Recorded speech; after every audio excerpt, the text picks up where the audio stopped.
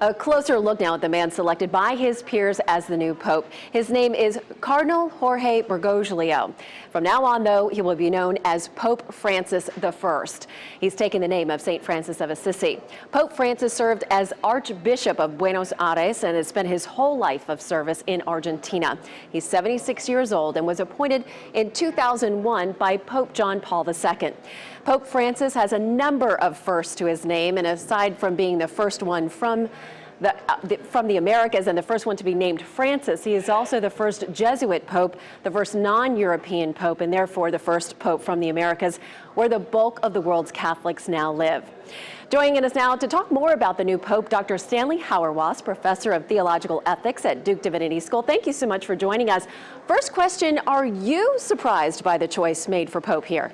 I'm really not. I thought that they would choose someone that would signal that the church is deeply concerned about the poor, indeed is the church of the poor, and that is a way to give the church direction away from the kinds of sexual scandals that have become so prominent.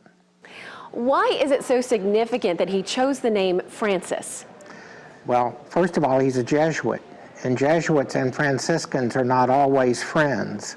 So that he chose Francis was a clear sign that he is going to direct the church's attention to issues of justice for the poor.